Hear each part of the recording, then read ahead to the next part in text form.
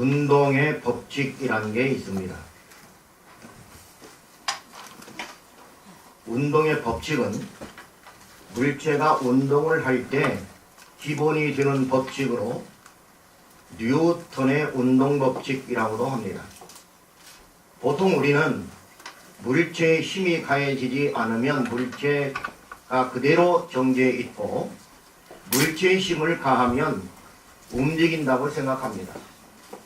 그래서 물체가 계속 운동하기 위해서는 계속적으로 힘이 가해져야 하고 움직이던 물체도 계속 힘을 받지 않으면 정지하게 된다는 잘못된 개념을 가지고 있습니다. 이것은 일정한 수평면 위에서 물체에 힘을 가할 때 그 물체가 얼마 동안 움직이다가 결국은 멈추게 되는 경우에 학습되어 있기 때문입니다. 그러나 이것은 마찰이라고 하는 외부 요인 때문에 멈추게 된다는 것을 알아야 합니다. 만약 마찰이 없다면 물체는 한번 힘이 가해지면 영원히 움직이게 되는, 다시 말해서 등속도 운동을 하게 되는 것입니다. 그러나 물체가 아무리 복잡한 운동을 하고 있다고 하더라도 그 운동을 자세히 관찰해 보면 몇 가지의 간단한 운동으로 이루어져 있다는 것을 알 수 있습니다. 학자들은 그 운동 법칙에는 제1, 제2, 제3의 법칙이 있다고 정리해 놓았습니다. 첫째, 제1 운동의 법칙은 관성의 법칙이라고도 말을 합니다. 정지한 물체는 영원히 정지하려고 하고 운동하고 있는 물체는 그 운동을 계속 유지하려고 하게 됩니다. 이와 같은 성질을 관성이라고 하는데요. 모든 물체는 이러한 관성을 지니며 물체가 운동을 시작하거나 정지하는 것은 외부로부터 가해진 힘 때문인 것을 우리는 압니다. 정지하고 있던 차가 갑자기 움직이게 되면 안에 탄 사람이 뒤로 넘어지게 되는데 이것을 관성이라고 합니다. 차 안의 사람들은 계속 정지하려는 성질을 갖고 있기 때문입니다. 둘째 운동의 제2법칙은 가속도의 법칙이라고도 합니다. 물체의 외부로부터 힘이 가해지게 되면 그 물체의 속도가 변화하게 되는데요. 가속도의 크기는 가해진 힘에 정비례하고 그 물체의 질량에 반비례하게 됩니다. 일반적으로 물체는 속력이나 운동 방향이 바뀌면서 속도가 변합니다.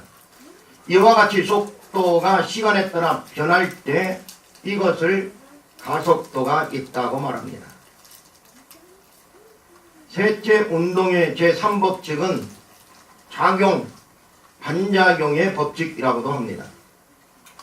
작용이 있으면 반드시 반작용이 있다는 겁니다. 작용과 반작용은 동일 직선 위에 있고 크기는 같지만은 방향은 정반대로 나타납니다. 롤러스케이트를 타고 롤러스케이트 그 신발을 신고 벽을 짚고 밀게 되면 벽으로부터 반작용을 받는 경우가 이러한 법칙을 증명합니다. 그러면 내가 벽에게 가한 만큼 나도 운동을 뒤로 반대 방향으로 하게 되는 것입니다.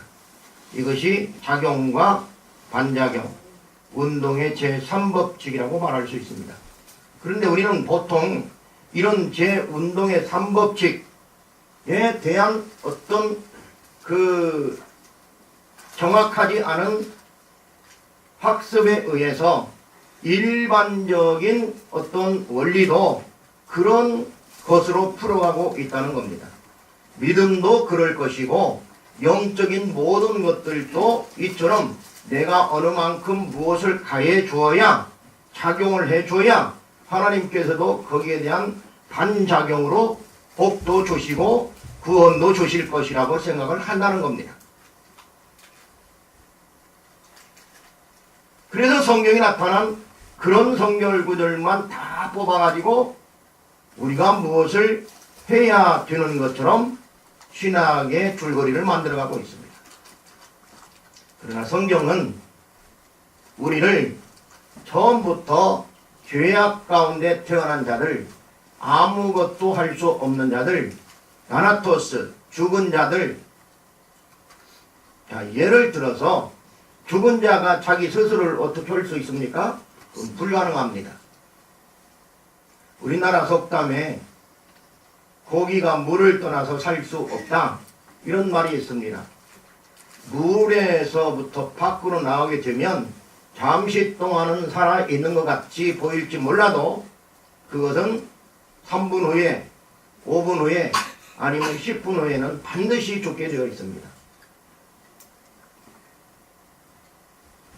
하나님께로부터 우리는 단절되어 있는 상태, 다시 말해서 죄가 가름막을 하고 있기 때문에 우리는 하나님으로부터 공급받아야 될 산소를, 영적인 산소를 공급받을 수 없기 때문에 우리는 죽을 수밖에 없다.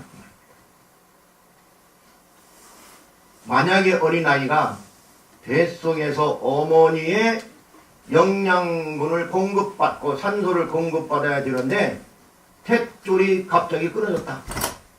그럼 죽을 수밖에 없습니다.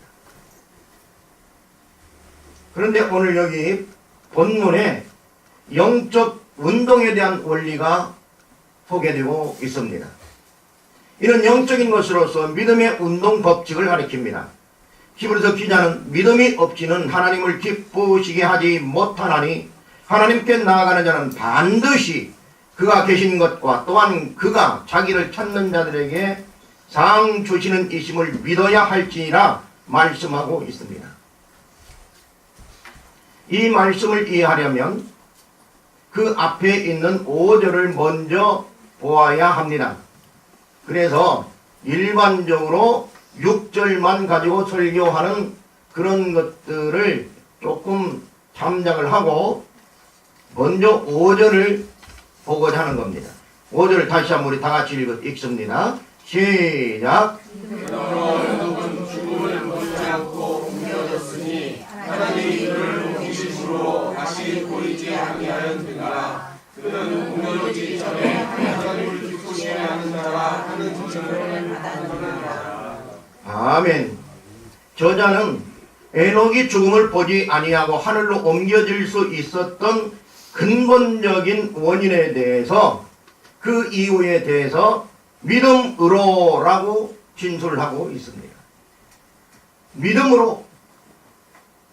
그러나 구약 성경에서 또 유대 전성들을 찾아볼 때에 에녹이 믿음을 소유한 사람이라는 기록을 찾을 수 없다는 데 있습니다.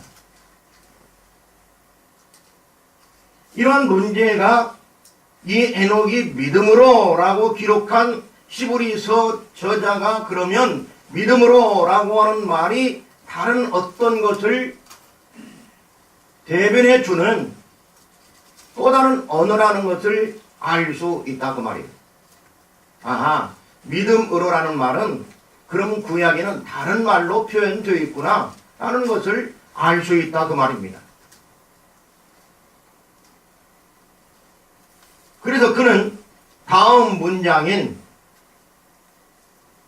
그는 옮겨지기 전에 하나님을 기쁘시게 하는 자라 하는 증거를 받았느니라 라는 곳에서 믿음의 단서를 찾고 있습니다.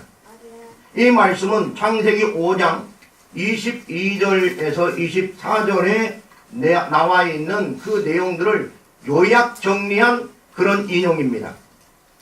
그곳에는 24절에 보면 창세기 5장 24절 에녹이 하나님과 동행하더니 하나님이 그를 데려가심으로 세상에 있지 아니하였더라. 에녹은 무두셀라를 낳았던 무두셀라의 아버지입니다. 그가 믿음이 있다는 말에 증거를 찾으려면 딱 요 한 가지입니다. 에녹이 누구와 동행하더니? 하나님과 동행하더니. 그러면 구약에서는 믿음 있다는 말이 무엇인가? 하나님과 동행하는 거예요. 하나님 동행. 그런데 오늘 시브리서에 와 보면 5절에서 5절 중반절 이후에 그는 옮겨지기 전에 누구를 기쁘시게 하는 자라? 하나님을 기쁘시게 하는 자라. 그러면 구약에서는 하나님과 동행했다라고 했는데 이것을 풀어서 하나님과 동행하는 것이 뭐냐? 하나님을 어떻게 하는 거다? 기쁘시게 하는 거라는 거예요. 근데 이것이 뭐다? 믿음으로라는 거예요. 믿음으로. 이 설교 다 끝났습니다. 지금 끝나면 참 좋겠습니다.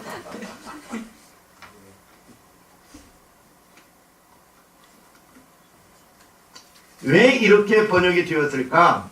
한번 찾아봤습니다. 그랬더니 원래 사본이 여러 가지가 있는데요. 맞소라 사본이 우리가 주로 이제 가장 정통적인 사본으로 보고 있습니다. MT라고 하는 사본인데요. 이 맞소라 사본은 여기 하나님과 동행하였다 이렇게 되어 있습니다. 하나님과 동행했다. 근데 주전 한 300년 전에 번역한 셉투아진트라고 하는 성경이 있습니다. 이것은 구약에 신약 그때 없었으니까 구약을 히브리어를 헬라어로 바꿀 때 번역한 성경을 셉투아진트 내지는 우리 이제 성경에 보면 70인역 이렇게 써 있는 것이 가끔 있습니다. 셉투아진트라고 하는데요. 여기에서는 뭐라고 번역을 하고 있냐면 에녹이 하나님을 기쁘시게 하였다라고 번역을 해놨습니다. 자, 그러면 이제 우리가 이 근원지를 찾아볼 수 있습니다. 아하, 그 옛날 사람들은 하나님과 동행한다고 하는 것을 하나님을 기쁘시게 한다라고 번역할 수도 있었구나라는 것을 알 수 있어요. 그게 신약시대의 말로는 믿음으로 사는 거예요. 그게 믿음으로 사는 거예요.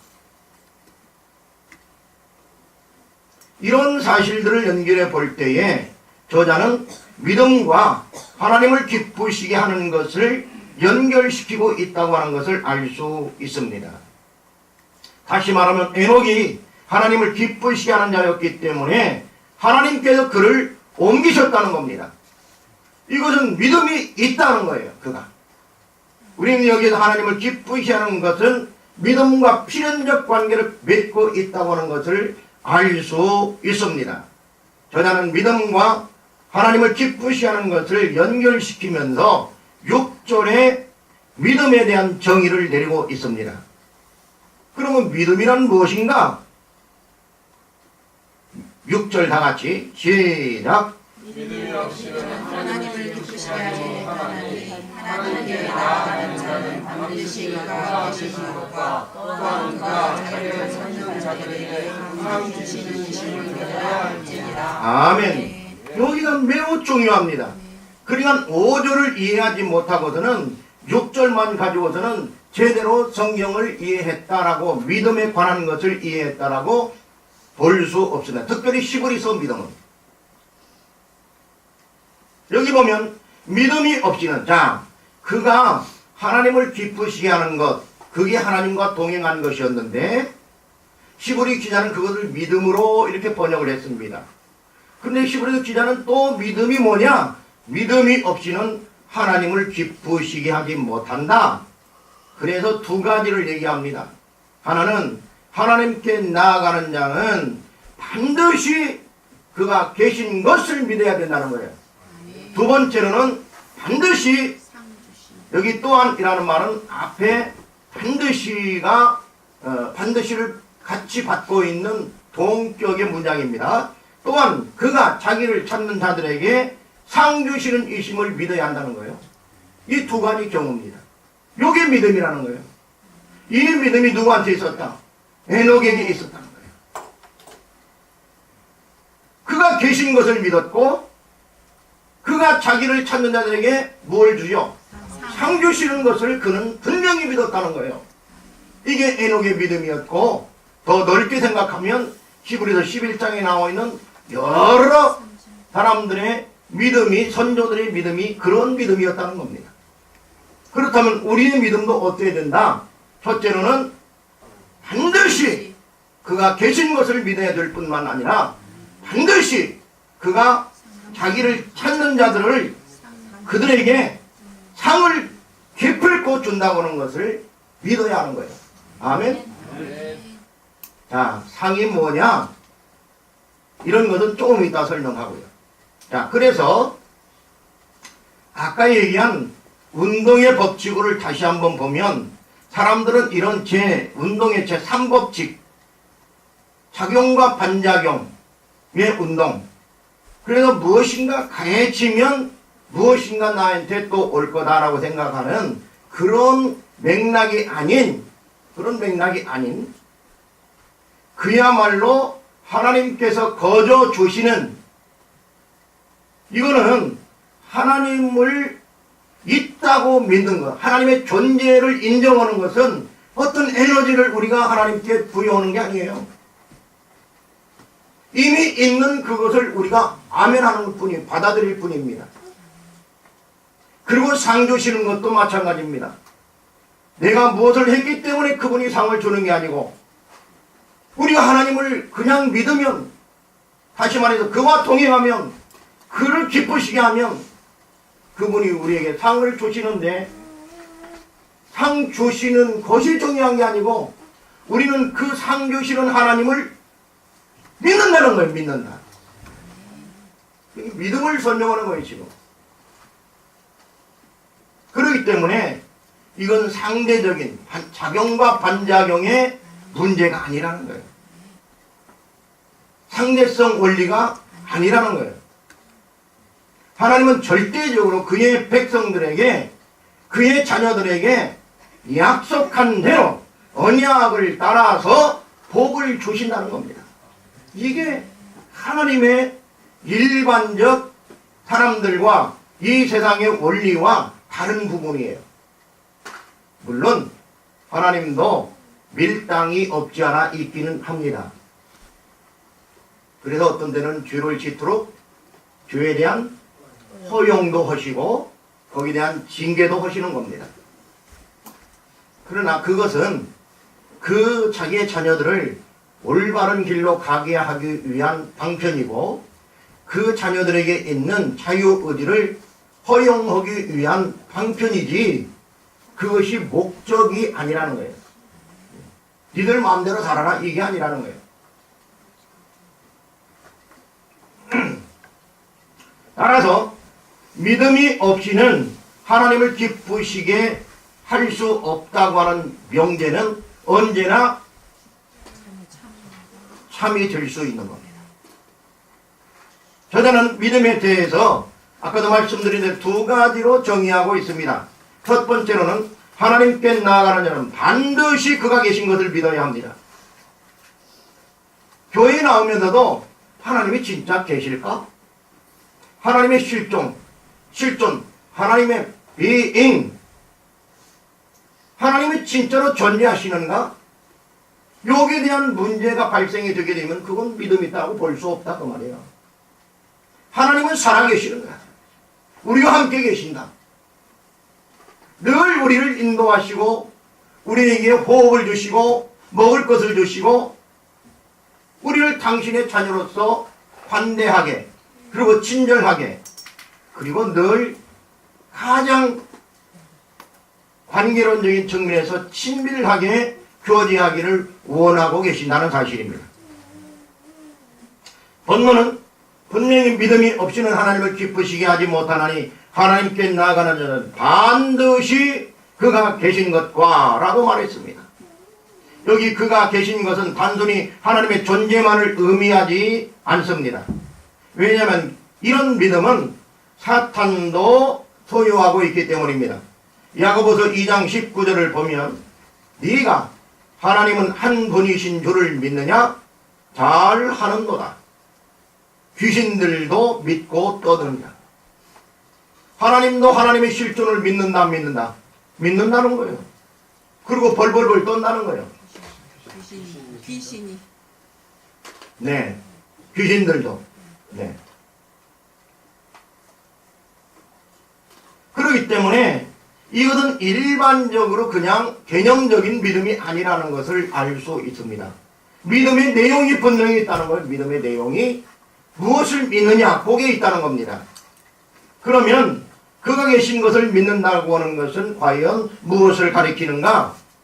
브루스라고 하는 신학자는 그것은 구약시대 선지자들을 통해 알려지고 마지막 때의 아들 그리스도를 통해서 나타난 하나님의 실존적 존재를 뜻한다라고 해석했습니다. 히브리서 1장 1, 2절을 보겠습니다. 히브리서 1장 1, 2절 나왔습니까? 네. 다 같이 한번 읽어봅니다. 1절 시작. 옛적의 선지자들을 보아여 여러 분과 여러 모양으로 우리 조상들에게 말씀하신 하나님. 여기 보면 옛적에, 그러니까 구약에 선지자들이 있었는데 그들을 통해서 하나님의 여러 부분, 하나님의 여러 파트가 있다는 거예요. 그걸 우리는 속성이라고 말을 하는데요. 하나님의 여러 속성들, 그리고 여러 모양으로 우리 조상들에게 말씀하신 하나님이 있었다는 겁니다. 무엇을 믿느냐? 이 문제는 저 하나님을 믿는 거예요. 그러니까 전통적이고 자기 조상들에게 나타났던 그래서 그들은 뭐라고 하기를 좋아하냐면 아브라함과 이삭과 야곱의 하나님이라고 부르기를 좋아합니다. 그냥 어느 날 뚝 떨어진 하나님이 아닙니다. 무슬림처럼 갑자기 자기들이 만들어내는 종교가 아니라는 거예요. 그들의 조상 가운데 나타나서 역사하시고 언약을 체결하신 그 하나님, 그리고 자기의 속성과 자기 하실 일과 또 모든 것들에 대해서 소개하고 그렇게 될 것에 대한 하나님의 작정을 그들에게 선포했던 그 선조들에게 보여주었던 그 하나님을 믿는 거예요. 그 다음에 2절 봅니다. 이 모든 날 마지막에는 아들을 통하여, 아들은 누굽니까? 예수 그리스도. 마지막 날 아들을 통하여, 이 마지막 날에는 예수님의 초림을 가리키기도 하고 이제 다시 오실 예수 그리스도, 종말의 예수 그리스도를 가리키기도 합니다. 마지막 날에는 아들을 통하여 우리에게 말씀하셨으니 이 아들을 만유의 상속자, 이 만유의 상속자라는 말은 여기 이 세상에 있는 모든 우주적인 만물을 가리킵니다. 이 만유라는 말은 히브리서에서도 나타나지만은 로마서에서도 나타나고요. 바울이 주로 많이 사용했던 용어입니다. 이 세상의 모든 만물을 가릴 때 만유라는 말을 사용했습니다. 만유의 상속자로 세우셨다. 누구를? 아들을. 그죠? 아들. 누구를? 아들을. 여기는 예수라는 말이 안 나와요. 비껴가면 안 돼요. 누구를 상속자로 삼는다? 아들을. 상속자가 될 수 있는 것은 누구만 될 수 있습니까? 아들만. 율법이 지배할 때에 아들은 율법의 종처럼 보입니다. 다시 말해서 율법은 공학선생, 다시 말해서 종들 중에 훌륭한 사람들이 아들을 학교까지 데려다주고 데려오고 글도 가르쳐주고 예절도 가르치고, 그러니까 종이 진짜 상속자인 아들보다 더 높은 위치에 있는 것처럼 보인다. 언제까지? 성인이 될 때까지. 세자로 책봉됩니다. 우리나라에서 세자를 가장 많이 가르친 분이 황희정성입니다. 내 선왕을 고려 때부터, 고려 말기부터 섬겼으니까 세자가 책봉이 되면 그 황희 정성에게 주로 맡겼어요. 아주 훌륭하니까. 그런데 황희 정성은 어떻게 가르쳤을까요? 이 어린 세자를, 몇 살 안 먹은, 10살도 안 먹은 제자를 어떻게 가르쳤을까요? 대학교 형들처럼 가르쳤을까요? 아니요. 어떤 데는 달래기도 하고 꿀도 먹이고 떡도 먹이고 그러면서 그러면 안 됩니다. 그리고 어떤 데는 혼내기도 하고 그러면서 왕이 될 수 있는 왕위를 물려받을 수 있는 저기에서는 뭐라고 했어요? 상속자로 세우기 위해서 가질 수 있는 모든 자격을 가르치는 겁니다. 교육하는 거예요. 그리고 왕위로 등극하게 되면 그날부터는 황희 정성은 어떻게 됩니까? 그의 신하가 되는 거예요. 율법은 마치 이와 같은 겁니다. 구약은 마치 이와 같은 것이고요. 이 세상의 모든 만물은 이와 같은 거예요. 지금은 다 우리를 지배하는 것 같고 돈이 지배하는 것 같고 명예가 지배하는 것 같고 권세가 지배하는 것 같지만 이런 모든 것들은 상속자가 오시게 되면 어떻게 되는 거예요? 우리를 수종드는 것일 뿐이다. 그렇기 때문에 지금도 우리는 이미 알고 있는 우리는 그런 것들을 다룰 줄 알아야지 그것에 종속되어서는 된다 안 된다? 안 되는 거예요. 자, 만유의 상속자를 세우시고 또 그로 말미암아 모든 세계를 지으셨느니라. 여기 중요한 게 몇 가지가 나옵니다. 아들을 통해서 여기 이제 마지막 날에 아들을 통해서 말씀하셨다. 그 말씀이 뭐냐? 이 아들은 만유의 상속자다. 그리고 모든 세계가 그로 말미암아 지어졌다. 그러니까 아들이 세계를 어떻게 했다는 거예요? 지으신 분이라는 거예요. 이것은 어디에 나타나 있습니까? 가장 정확하게 요한복음 1장 1절 2절 3절에 나와 있죠.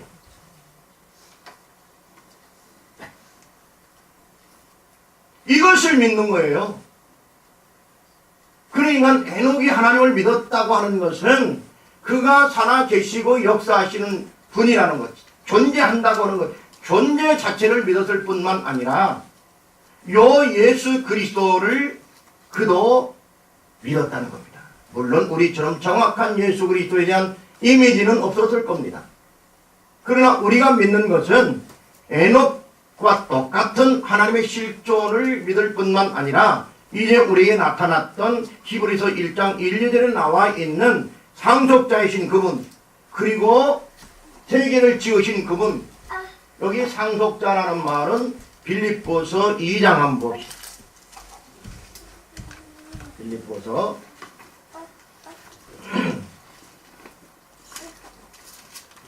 어디가 나와 있습니까? 찾는 분은 상금입니다.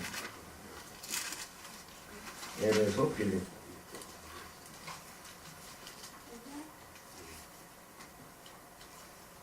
자, 2장 9절에서부터 11절까지 다 같이 봅니다. 시작.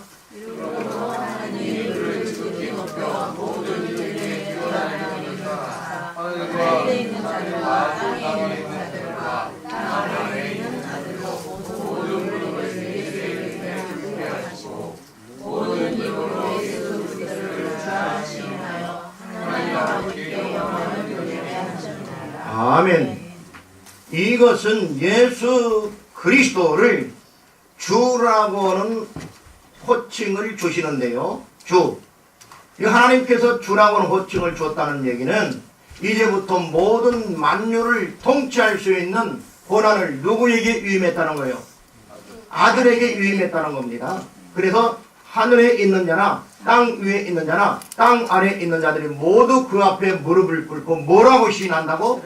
주라 시인을 주라. 주님, 로드십에 대해서 복종하는 겁니다. 예수 그리스도만이 우리의 주님이 되신다 그 말입니다. 문재인 대통령이 주님이 아니고 우리를 통치하시는 분이 누구다? 그리스도다. 그리스도. 아멘. 그리스도에 대한 통치 개념이 없으면 그 사람은 믿음이 없는 자입니다. 자기 마음대로 이러쿵저러쿵 말이 맞는 분들은요, 제대로 성경을 모르는 분들이에요. 성경을 제대로 안다면 그리스도에 대한 통치에 대해서 아멘해야 됩니다. 그리스도가 왜? 그리스도가 상속자니까. 그리고 주님이시니까. 이 내용이 요한계시록에 가게 되면 이긴 자로 나타납니다. 그리스도가 이긴 자예요. 근데 그 이긴 자께서 우리와 함께 하시는 것이고 우리와 함께 이 세상을 다스리게 된다고 말이에요. 그분이 백마를 타고 이 땅에 오시고 우리도 그 뒤에서 똑같은 백마를 타고, 똑같은 것은 아니겠지만 똑같은 색깔의 백마를 타고 그와 함께 순교한 자들과 이미 천당에 간 자들이, 우리 권윤봉건 하나님도 그 백마를 타고 함께 내려오셔서 이 세상을 다스린다. 아멘. 이게 계시록에 있는 말씀이에요. 자, 그러면 예수님은 저기 계시니까 지금은 안 다스리는가? 아닙니다. 지금은 누구를 통해서?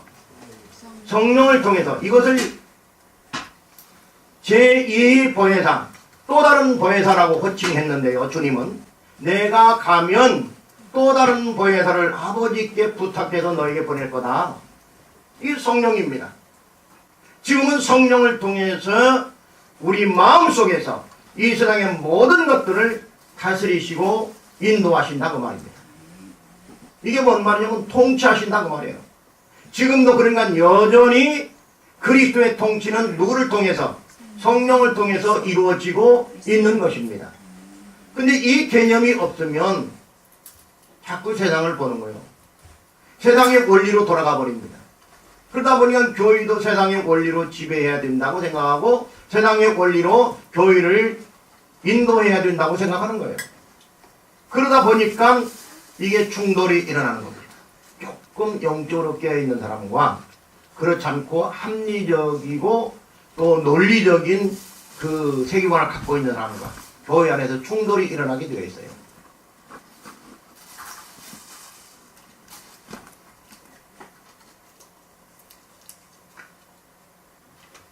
오늘 제가 한 아이를 소개하려고 합니다.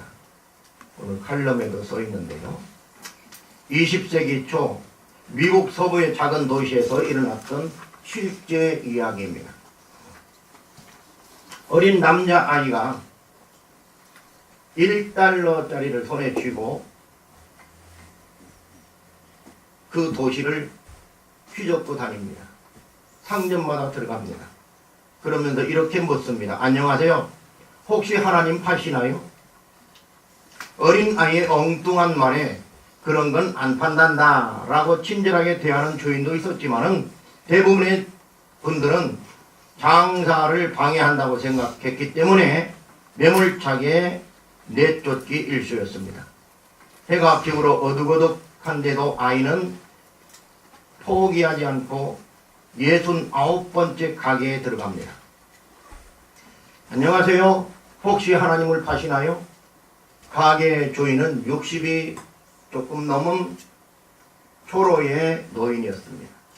그는 아이의 엉뚱한 질문에 관심을 갖게 됩니다. 입가에 미소를 띠면서 아이에게 다가가 묻습니다. 얘야, 하나님은 사서 무엇 하려고 그러니? 아이는 자기 말에 관심 갖고 귀 기울여주는 사람을 지금 하루 종일 돌아다니다가 69번째 처음으로 만났기 때문에 서러움 반 감격 반 눈물을 흘리면서 사연을 털어놨습니다.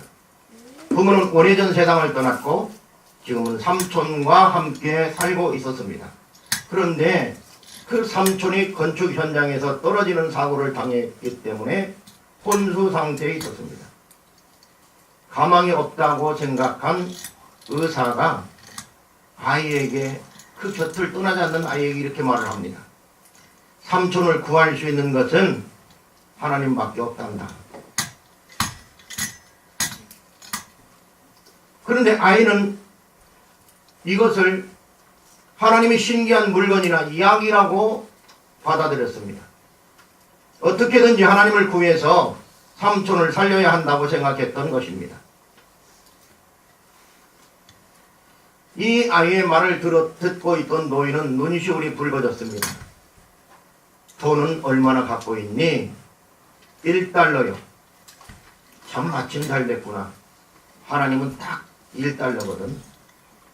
노인은 아이의 돈을 받아 선반에 있던 하나님의 키스라고 하는 음료수를 꺼내 주었습니다. 그리고 아이에게 건네면서 얘야, 이 하나님을 마시면 삼촌이 금방 나을 거야 라고 말했습니다. 아이는 기뻐하면서 음료수를 품에 안고 전달같이 병원으로 달려갔습니다.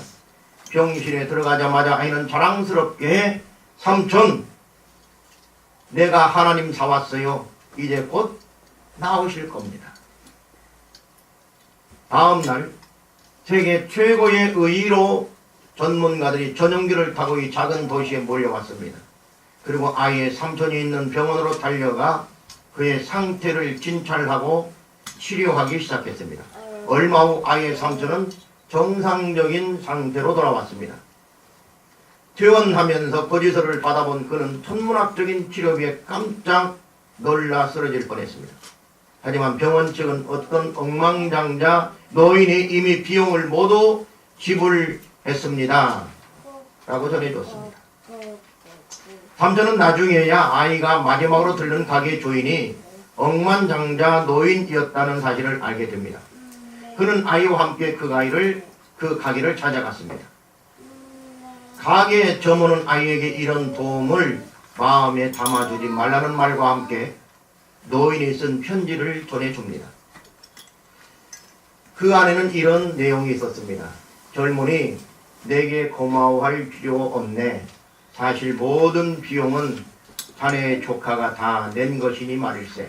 자네에게 이런 기특한 조카가 있다는 것이 정말로 행운이라는 걸 말해주고 싶네. 자네를 위해서 1달러를 쥐고 온 거리를 누비며 하나님을 찾아다녔으니 말이야. 하나님에게 감사하게나 자네를 살린 건 그분이니 말일세.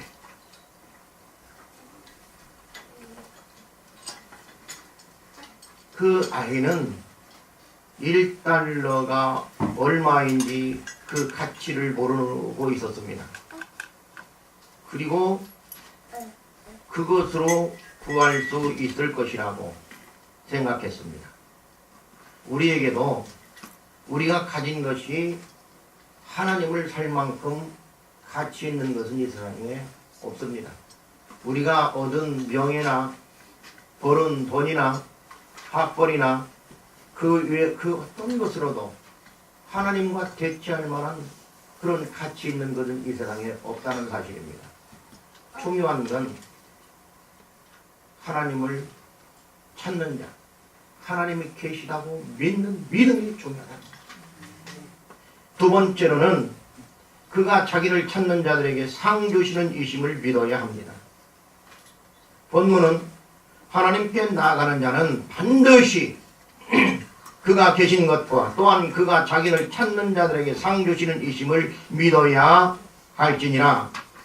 그가 자기를 찾는 자들에게, 여기 상 주시는 이라고 하는 말은 헬라어 미스다 포도테스라는 단어입니다. 미스다 포도테스. 근데요, 이 단어가 의미하는 말은 상 주시다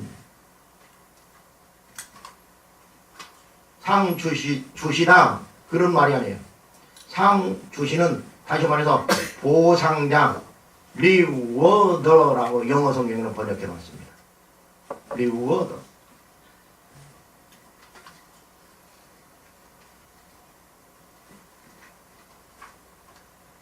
보상자.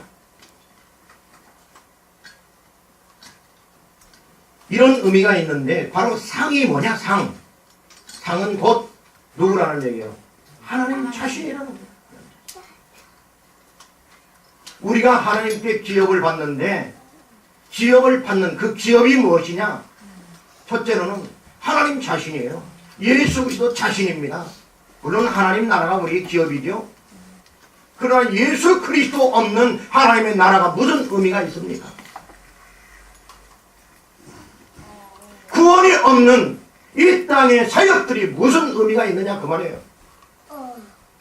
예수 그리스도 하나님의 실존에 대해서 알지 못하면서 노력한들 그것이 하나님의 마음을 얼마나 움직일 수 있느냐 그 말이에요. 그건 별 의미가 없습니다. 여기 상 자체가 우리가 그렇게 하나님의 존재를 믿게 되면, 하나님의 실존을 믿게 되면, 믿음으로 살게 되면 하나님은 자기 자신을 우리에게 주신다는 거예요. 이게 상이라는 겁니다. 그게 뭐냐? 그게 구원이에요. 구원이 따로 있는 게 아니고 예수 그리스도를 내 마음에 모시는 게 구원이에요. 그 나라를 내 마음속에 얻게 되는 게 구원이라 그 말이에요. 그러면 어디에 가게 됩니까? 하나님 나라에 가게 됩니다.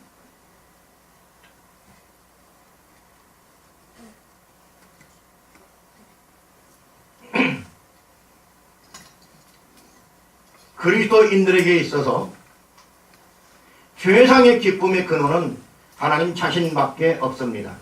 그래서 브루스라고 하는 학자는 상 주시는 이라는 말을 하나님을 아는 즐거움이라고 해석했습니다. 근데 조금 약합니다. 하나님을 아는 즐거움, 학문의 즐거움, 그건 좀 가벼워요. 하나님 자신이에요. 하나님 자신을 우리에게 주셨고 하나님 그 자신을 주심으로 우리를 구원해 주신 거예요. 소통이 끊어졌던, 관계가 끊어졌던 그런 관계를 다시 한번 하나님께서 회복해 주셨다 그 말이에요. 죄악 가운데 있었던 우리를 그 죄악의 숲을 모두 헤쳐내 버리고 다시 이렇게 전기가 들어올 수 있도록, 영적인 구원의 전기가 들어올 수 있도록 연결해 주셨다 그 말이에요. 아멘.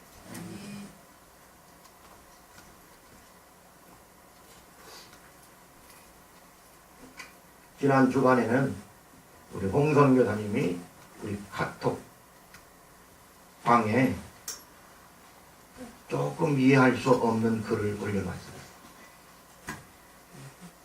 9시 20분에 어디서 어떤 권사님을 만났는데 그 권사님도 자기 남편이 장로님이에요. 근데 그분은 원래 뭡니까?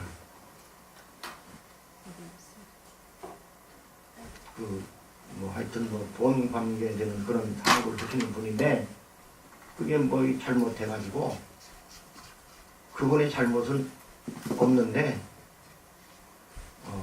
다른 사람이 시인만 하면은 이분이 풀려나는데 이 다른 사람이 시인을 안 해가지고 이 사람이 그냥 옴박지기도 쓰고 지금 구치소에 계시는 거예요. 자꾸 권사님이 아침에 만나자고 그래요. 아침 9시 20분에 광명에서 만나려면 송추에서 거기서 그냥 몇 시에 일어나야 될까? 6시에 일어나서 꽃단장하고 2시간 반 걸려서 거기를 가야 돼요. 근데 그날이 얼마나 추웠습니까? 목요일날이. 근데 가서 보니까 왜 하필 오전에 이렇게 추운데 오전에 만나자고 했는가? 근데 오전에 가서 면회를 신청하면 오후에 가면요 우리가 10분 면회하거든요.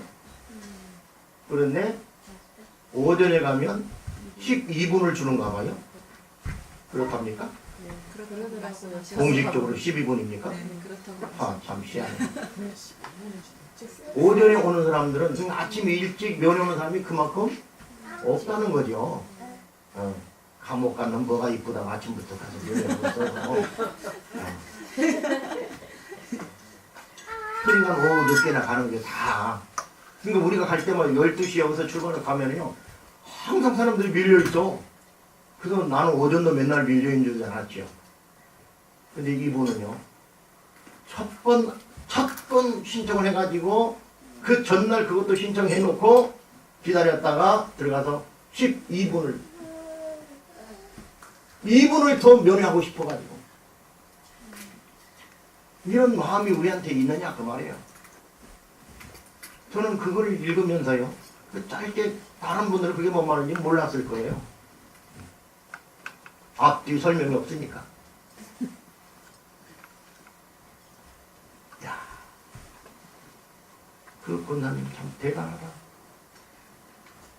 감옥 가 있는 남편이 뭐 이쁘다고. 오후에 가면 될걸. 새벽부터 일어나가지고 2분 더 목소리 듣고 얼굴 보고 싶어가지고 우리 그리스도에 대한 그런 마음이 있어야 된다. 하나님께 대한 그런 마음이 있어야 돼요. 근데 우리는 어떻습니까? 물론 잘하리라고 믿습니다. 주일날 여기 잠깐 오면 이걸로 끝나버려요. 주중에 하나님 뭐 있든지 말든지. 여러분 가능하면 주일 오전도 주일 오후도 수요일 날도 하나님을 만나러 오셔야 됩니다. 하나님을 만난다는 건 다른 데 있잖아요. 말씀 앞에 있습니다. 어이구 목사님 그냥 집에서 만나면 되지요. 물론 그래도 됩니다. 그러나 하나님께서는 사람을 거룩하게 하시고 장소를 거룩하게 하시고 나를 거룩하게 하십니다. 그 원리가 있습니다.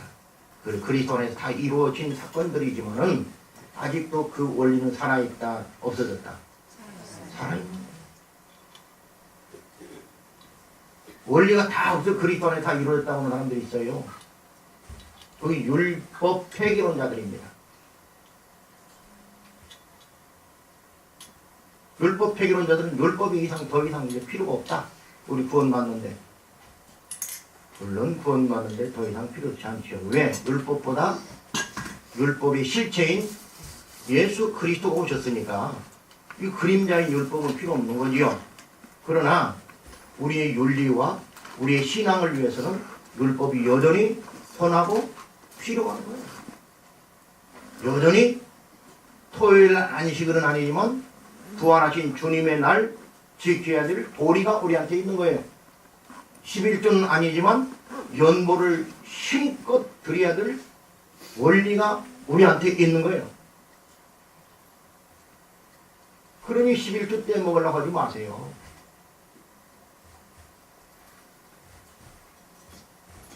원리는 살아있어요.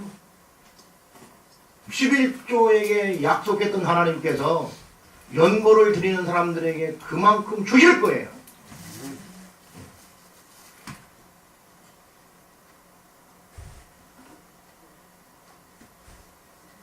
여기 혹시 하나님을 파시나요? 라고 했던 아이에게도 그가 계신 것과 상 주시는 이에 대한 믿음이 있었을 것입니다. 주님은 지금도 우리에게 수고하고 무거운 짐진 자들아 다 내게로 오라. 내가 너희를 쉬게 하리라고 우리를 초청하고 계십니다. 출애굽기 19장 4, 6절에 보면 내가 애굽 사람에게 어떻게 행하였음과 내가 어떻게 독수리 날개로 너희를 여보 내게로 인도하였음을 너희가 보았느니라. 세계가 다 내게 속하였나니 너희가 내 말을 잘 듣고 내 언약을 지키면 너희는 모든 민족 중에서 내 소유가 되겠고 너희가 내게 대하여 제사장 나라가 되며 거룩한 백성이 되리라. 너는 이 말을 이스라엘 자손에게 전할지니라. 그 시대에 그 사람들에게만 필요했다면 하나님은 말씀을 기록하라고 하지 않았을 겁니다. 이 말씀을 다른 말로 제가 해석을 좀 해보면 한마디로 이겁니다. 나는 하나님입니다. 나는 너를, 이스라엘 백성들, 구원받은 우리들, 나는 너를 보물처럼 여긴다. 기도하겠습니다. 하나님은 여전히 지금도 그의 택한 백성들을 보물처럼 여기면서 귀하게 다루십니다. 우리가 믿음으로 산다고 하는 것은 오늘 본문에 있는 것처럼 하나님의 실제 하심을 믿을 뿐만 아니라 그를 찾는 자들에게 복 주시고 상 주시는 이심, 그 상은 곧 하나님 자신을 우리에게 내어준다고 하는 것을 믿을 수 있도록 주의 성령께서 함께하여 주시옵소서. 앞으로의 우리의 신앙생활에 이 말씀은 모토가 될 수 있도록 도우시고 인도하여 주셔서 어떠한 시련과 어려움과 또 이단 사설이 난무한다 할지라도 흔들리지 않도록 붙들어 주시옵소서. 예수님 이름으로 기도 올려옵나이다. 아멘.